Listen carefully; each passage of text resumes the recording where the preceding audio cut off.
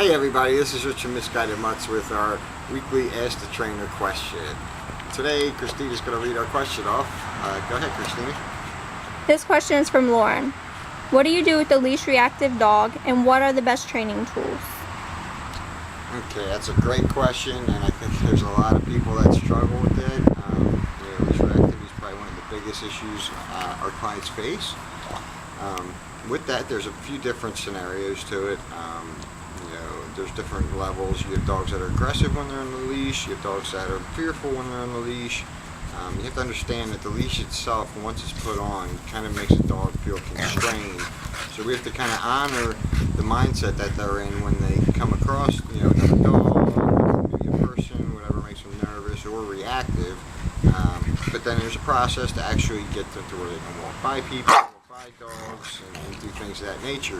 So what we like to do first is, places where there aren't any distractions, we like to get our dogs conditioned. 90% of the time we use prong collars. We also like to use swift leads. So we'll condition the dog to just react and come to the pressure when it feels it on the prong collar versus just putting it on and start walking it. So this way we can teach them how to turn on and off the pressure. Also, on top of that, once we get a nice solid walk going, we don't want to just go right out and face the issue right away. We want to make sure we have a nice solid structure with our dog. We have trust with our dog, and the more our dog trusts us, the more they're going to be likely to be calm when they're on a leash on a walk. And that goes back to the whole, being confined with a leash on. So when they see another dog, most likely they want to move away or run away, and they can't. So that usually is what charges up the actual growling and barking and lunging that you always see. A lot of people take it as aggression, but like I said earlier, there's many different levels, and you have to kind of scope out what the actual issue is with the dog. Then, a lot of times with the prong collar, they kind of get the mindset that they're under control better, and it more relaxes them. Most of the clients we go through that have leash reactive dogs turn it around in 5 to 10 minutes with a prong collar on, and it's a tool we definitely recommend. If you don't use it, like I said, there's other tools, other ways you could do it.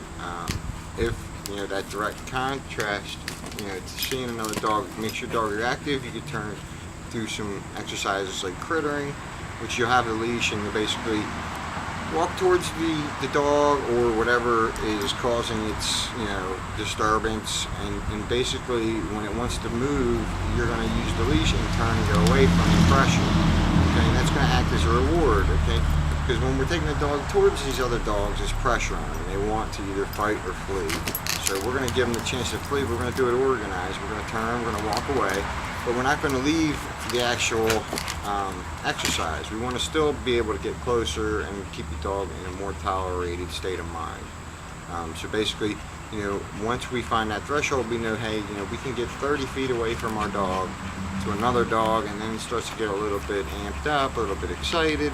What we'll do is we'll turn and we'll maybe go back about 50 feet. And then we'll only go back to 40 feet closer, so we can keep the dog in a nice state. Back to 50 feet, and maybe closer to, say, hey, 28 feet.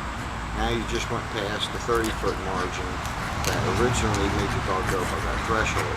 So you can keep working that. I would definitely recommend going backwards farther and then coming back a little closer, but not always trying to beat the closest distance. You don't want to go 30 to 25 to 20. You want to mix it up so that you're just barely getting past the threshold, but you're doing it in a way that your dog can relax and be in a comfort zone. I think that's about it. If you have any questions about it, please feel free to comment on this video. We would love to hear what you have to say. Thanks so much.